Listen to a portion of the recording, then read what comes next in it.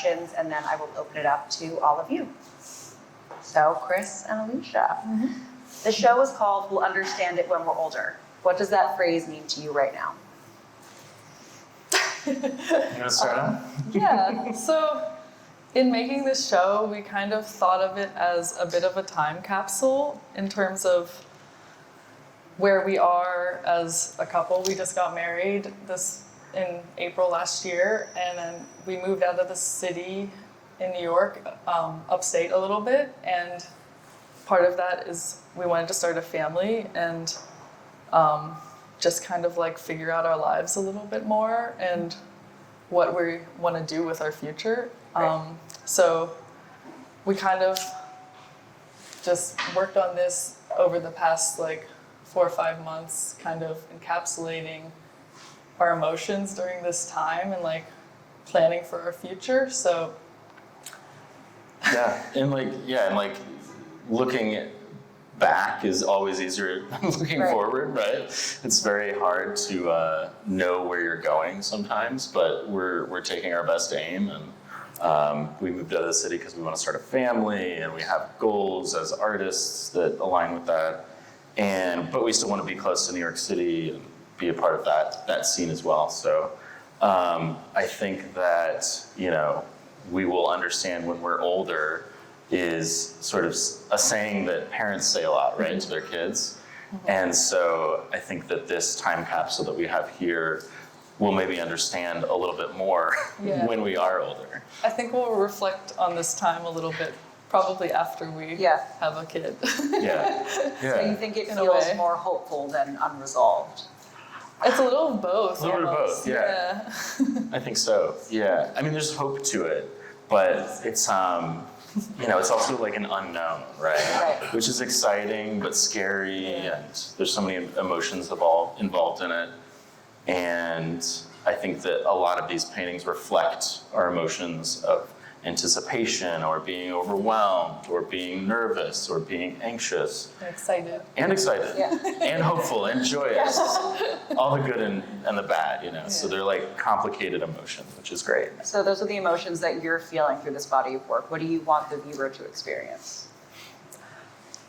I mean, I want them to experience whatever they get out of it, I guess. We both kind of work in this realm where you're not supposed to fully figure it out, I think, exactly what we're feeling, but react to it in your own way. And we think a lot of about shape and gesture and how that can evoke emotion. And so I think that is different for each person because we all come from different places and we all experience colors differently, and Yeah, and I think we were talking earlier today about animism and the way that our environment can reflect these interiors, and I think that we would love for the audience and the viewer to get what they want out of it, or what they, the associations that they have from it.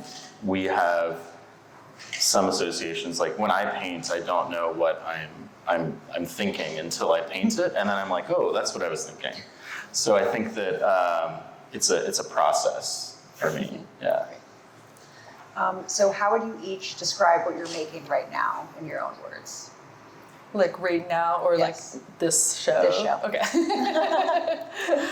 I am just trying to capture my emotions through abstraction. That's kind of the bigger picture of what I do generally. Is there something you think you're intentionally moving towards or away from? What do you? I think that each of our work has evolved in this body of work, right? From where we've been, and I think that we're aiming towards finer and finer granules of subtlety and understanding, and recognizing that it's a spectrum. It's not black and white. It's recognizing these conflicting emotions of hopefulness and hopelessness. There's always, I think for both of us, I think that's where contrasting feelings meet is a little bit of what we're trying to get at. Yep. So like you said, hopefulness and despair, or I don't know, excitement and fear. like a lot of emotions, I think, kind of are not so clear all the time until after you experience them. So do you think you feel clear about this body of work? We're getting there. You're getting there. Okay. We're getting there, yeah.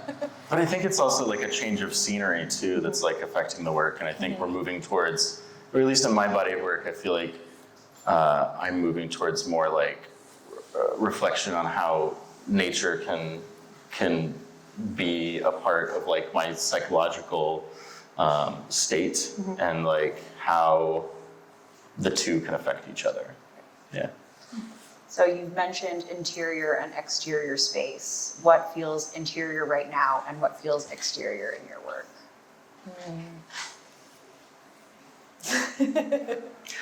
I think for me, like I'm, a lot of these pieces are like directly referencing our new environment. So we just moved in November from New York City to upstate New York in Garrison. And so we're reflecting on these exteriors that are things that we've seen before, but now we're living in it, and we can get up and our studios are in our house, so we can just look out the window and we have these trees, we have these, vistas that we weren't seeing in the city, different vistas. And I think it's also like, in terms of exterior, I think we're also like thinking about what is going on in the world and what is happening is like how that affects us emotionally, whether it be like climate change or like just all the political stuff happening and just a general like anxiety that I think a lot of people are feeling, and just, I don't know, sometimes sadness about just a big division happening in our country, and I don't know, and knowing people who think different ways and just disagreeing and stuff too. Yeah, that makes sense. Yeah. So you both use organic, almost biomorphic forms that aren't literal. Where are these forms coming from? Are they coming now from your new experienced environment in Garrison? Yeah, I mean, we've just been walking around in the forest a lot, and that's been really exciting. So mostly observation.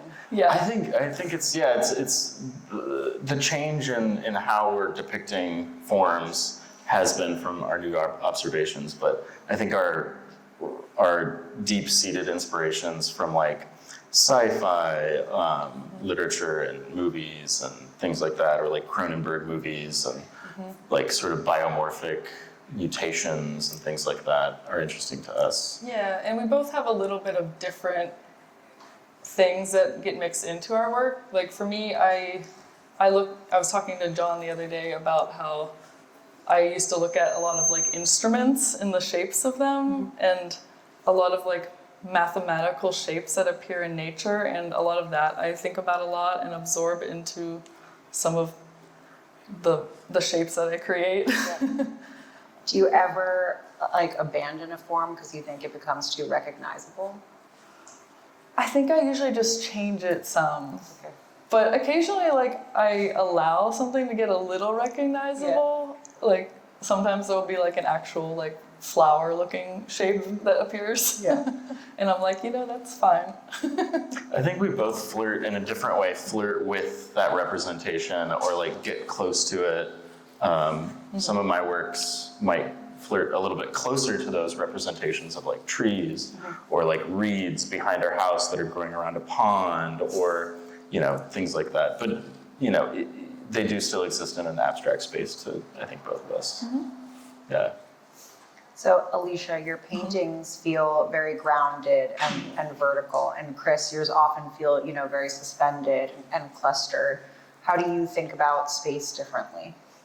I definitely think I want things to feel weighted and existing in a space, and I do that a lot with form and shadow and light. So there's a lot of cast shadows. And it's intentional because I want there to be that familiarity that things, you recognize things are in a world that could exist, but maybe no one's ever seen. So it's not necessarily like to make it like this space that you've like, I've been there, but just to evoke a familiarity, I would say. Yeah. and then.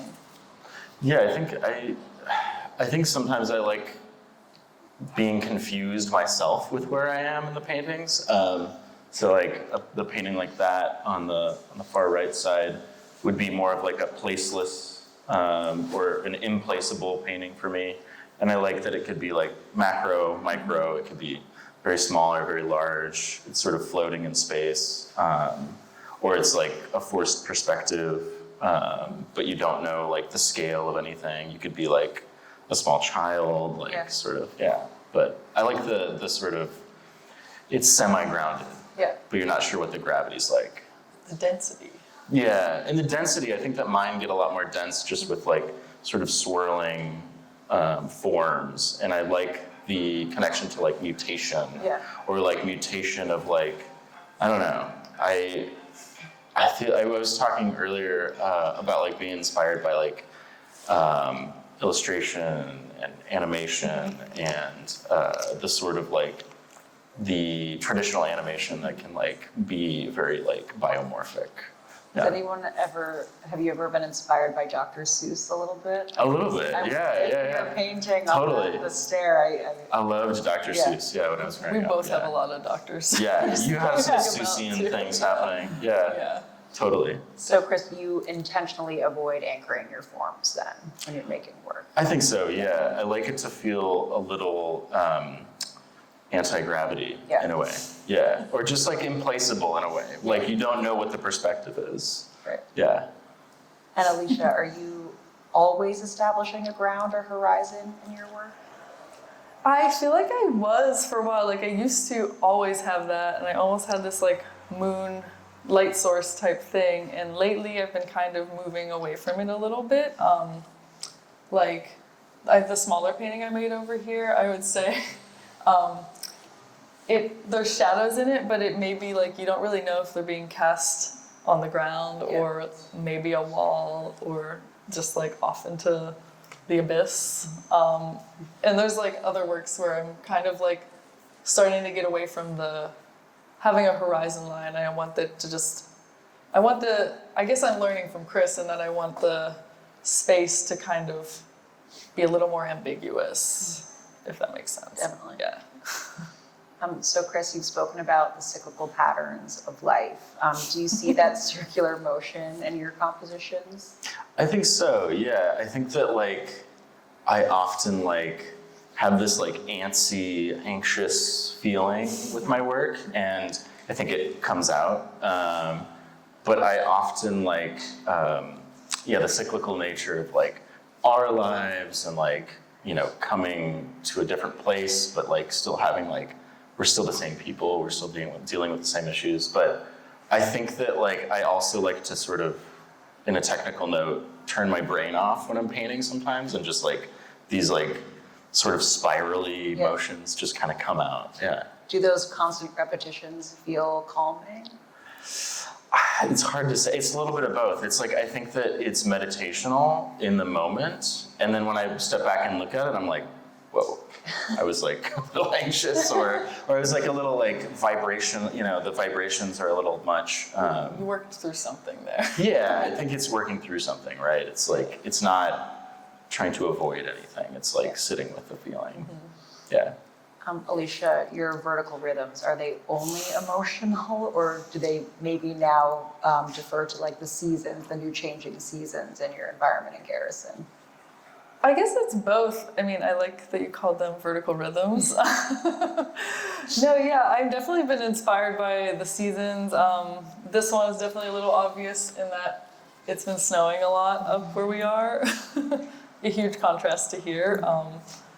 But I think like more in terms of like light and palette, that comes through often with me, like depending on where I've been. And we went on our honeymoon to Greece in September, and I think I came back and I made all these like golden reddish paintings, like the one back there. The light. And I feel like, it took me until this winter being like surrounded by just snow and muted palettes to like get out of that for a second.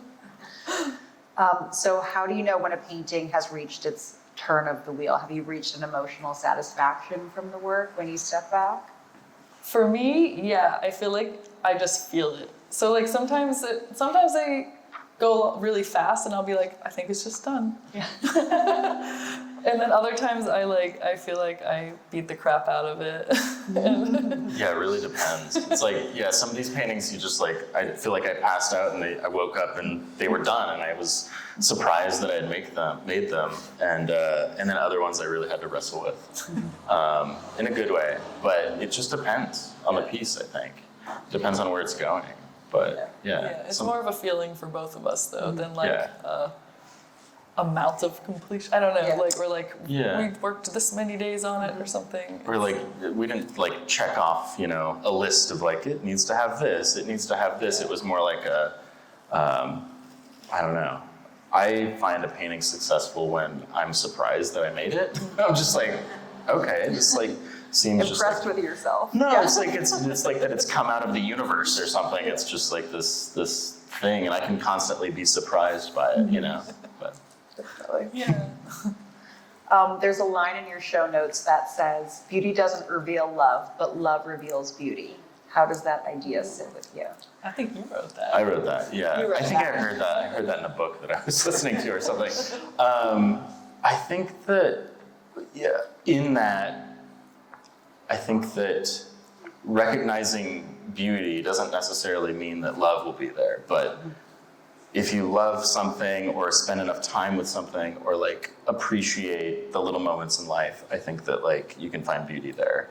Even if they're ugly moments or even if they're like scary moments, I think that that's sort of what I was getting out of that statement of, beauty can be found anywhere. You just have to like, you just have to love a little, Yeah. So your paintings are not about beauty, they're just about the feeling underneath the beauty. I think so. Yeah. Yeah, I think I don't so. think the goal is beauty. I don't think the goal is beauty for me. It's the goal is understanding, and if in the act of the painting it can teach me something. Yeah. I think so too. But I do think I like making pretty things as well. So I think it's a little both for me. Balance. Yeah. Do you ever mistrust the beauty of your painting? You ever get a feeling like that? Yeah. Yeah, I think sometimes like I think something is beautiful and then I don't always get that feedback. And I'll be like, oh, that one really did not work with other people. Do you think abstraction can hold specific emotions like anxiety or joy without becoming literal? Yes, I think that's kind of the idea of abstraction to me. Yeah. I think so. Yeah. I mean, like some of the paintings, you like walked into my studio at one point because our studios are in our house, so she can just come in, which is great. You can barge in. You barge in, yeah. And she was like, oh, this one is like making me very anxious. And I was like, oh, I thought that was like a very calming one. So it's like these subjective moments that we, learn from each other from. Yeah. It's nice. Yeah. So this has clearly been a year of transition. Do you feel that change shows up in your work indirectly or directly? I think it's a little indirect for me, but I have a hard time telling because to me, my work is always changing and it's like this like through line evolution of like one piece leads to the next one, leads to the next one. So it's hard to tell exactly where a large change happens until I look back and I can see like, oh, this totally transitioned into this or something.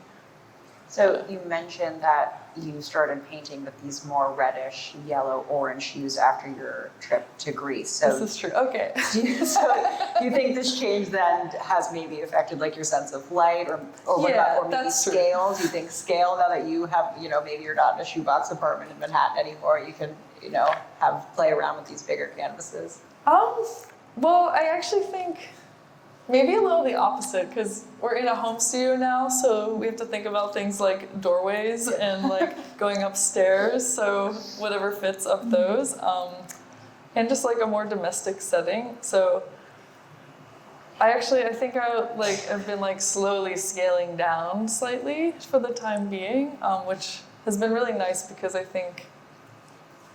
I mean, I love working really large too, but there's something nice that happens when you can make something a little faster, and working smaller leads to that for sure. Yeah.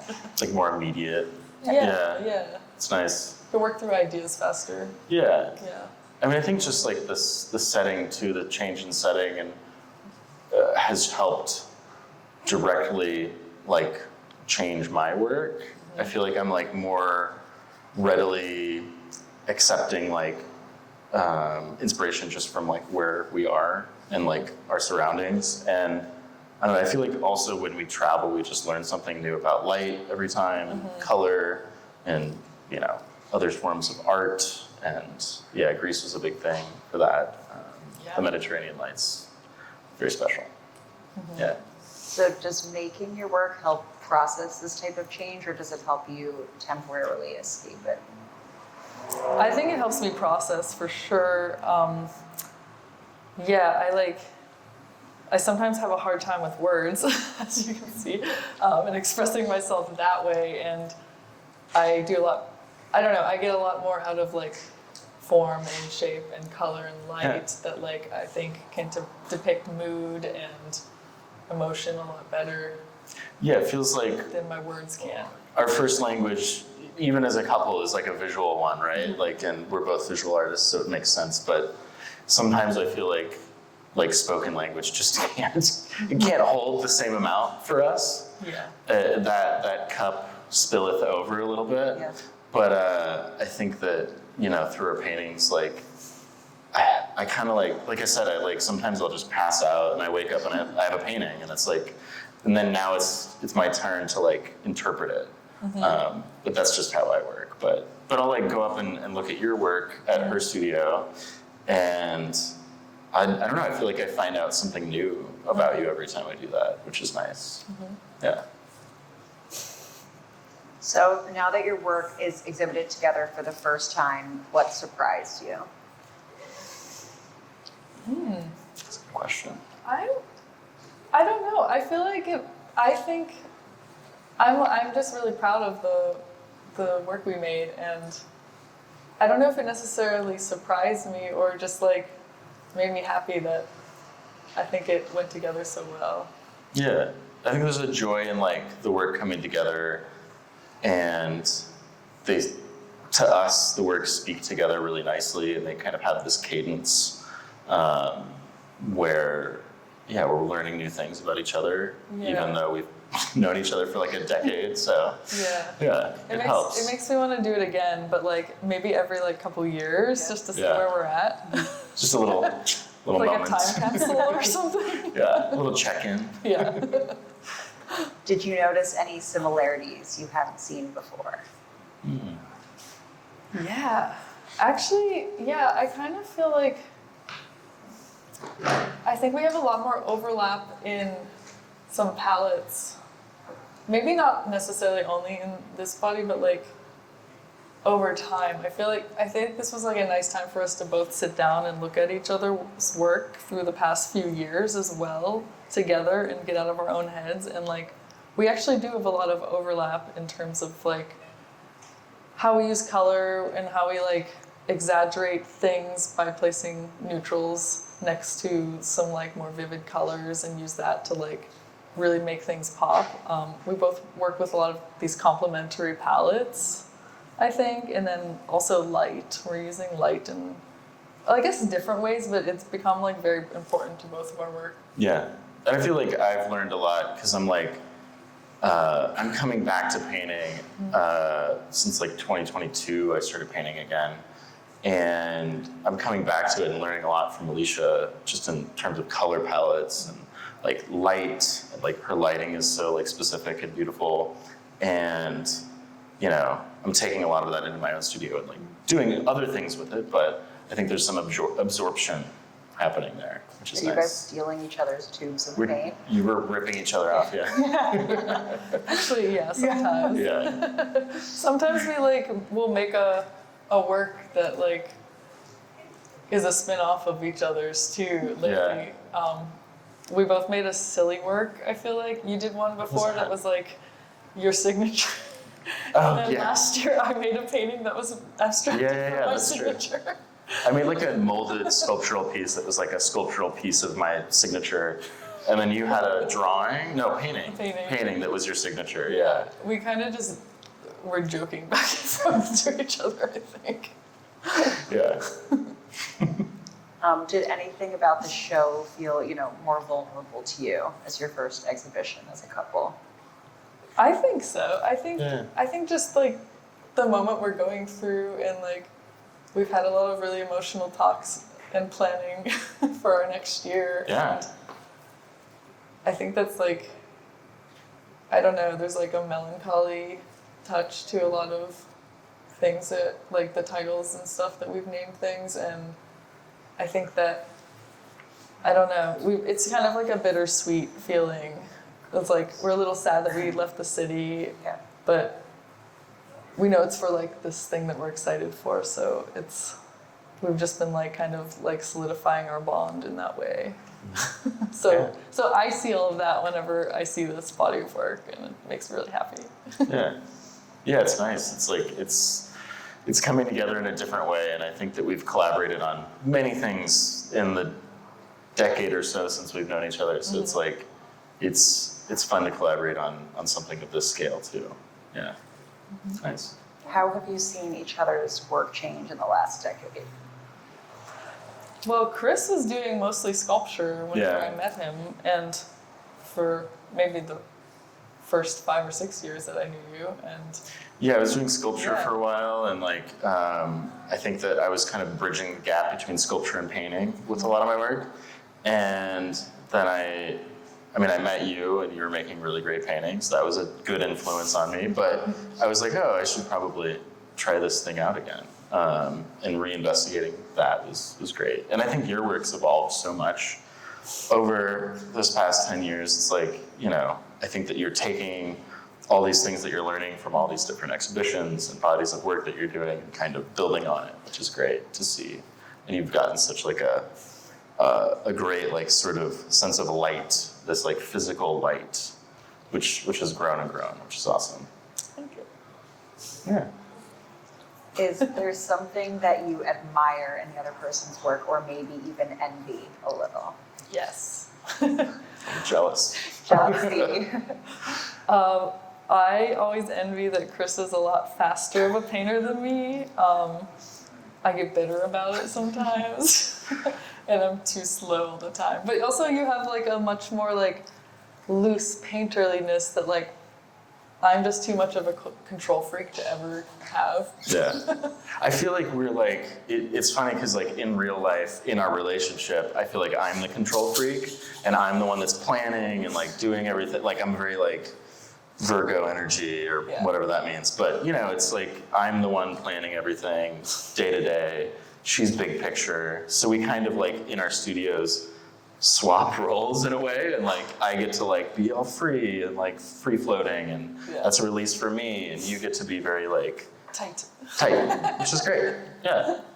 We get to explore those parts of ourselves. All right, so for my last question, if you had to trade one painting for one of theirs, what would you pick? Oh my gosh. Like swap paintings? Yes. Ooh. That's a good question. Well, we're married, so we could do this. We could just do that. Anytime. You guys have to do it right here.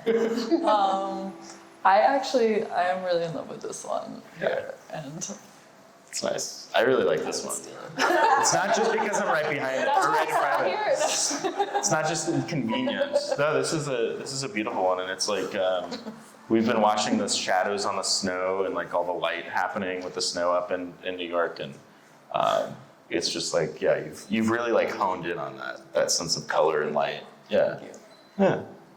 So those were, if we had to steal each other's paintings. Yeah. Maybe we will. Which you should do. Yeah.